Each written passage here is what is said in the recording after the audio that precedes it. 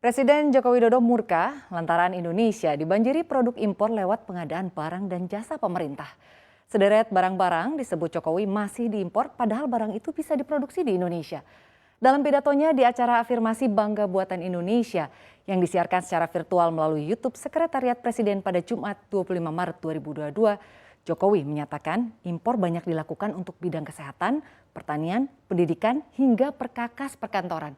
Bahkan secara belak-belakan ia juga menyebut beberapa menteri yang dianggap tidak mampu mengatasi masalah impor yang membuat industri dalam negeri menjadi sulit berkembang. Lalu seperti apa detailnya? Kita simak dalam Impor Merajalela Jokowi Murka. Iya, ini barang apa saja ya yang diimpor dan berapa nilainya?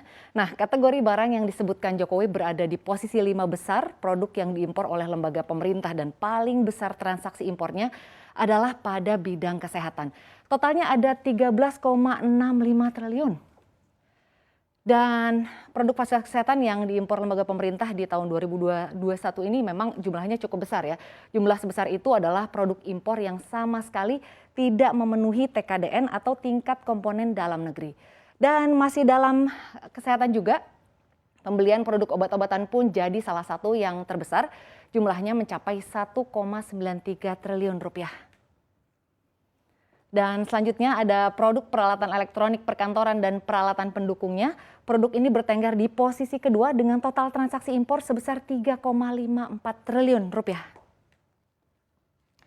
Dan selanjutnya di posisi 4 dari bidang pertanian ada produk alat dan mesin pertanian dengan total transaksi impor sebesar 520,34 miliar rupiah. Ya, dan dari jumlah sebesar itu mayoritas berupa produk impor yang sama sekali tidak memenuhi TKDN, jumlahnya mencapai 450,88 miliar rupiah. Kemudian ada juga peralatan pendidikan yang transaksi impornya sebesar 295 miliar. Dan jumlah itu juga berupa produk impor yang sama sekali tidak memenuhi TKDN. Produk peralatan pendidikan menjadi produk kelima yang paling banyak diimpor. Di luar urutan 5 besar masih ada produk-produk sejenis di bidang yang disebutkan Jokowi masuk daftar impor. Nah, karena hal ini juga Presiden Jokowi jadi sempat langsung menyinggung menteri yang terkait dengan produk-produk yang diimpor tersebut. Kita lihat di slide selanjutnya.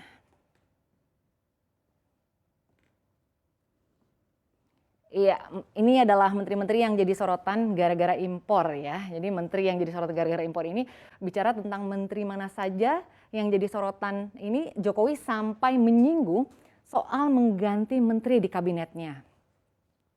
Bisa-bisa ada kemungkinan reshuffle ya kalau misalnya menteri-menteri tersebut nggak bisa mengatasi masalah impor yang membuat industri dalam negeri ini jadi sulit berkembang.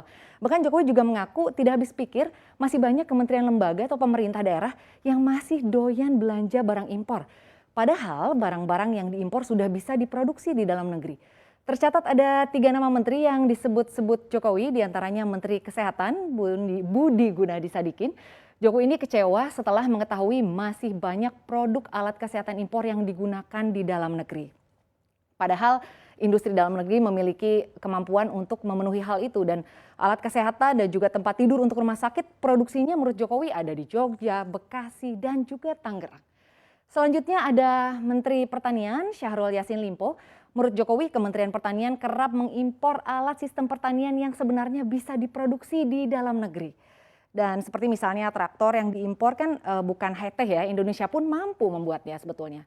Nah, soal impor alat pertanian ini Jokowi juga pernah menyoroti beberapa tahun lalu, yaitu dalam rapat koordinasi nasional pengadaan barang jasa pemerintah tahun 2019 di Jakarta Convention Center pada Rabu 6 November 2019, Jokowi sempat mengungkapkan kekesalannya karena ternyata Indonesia masih impor cangkul.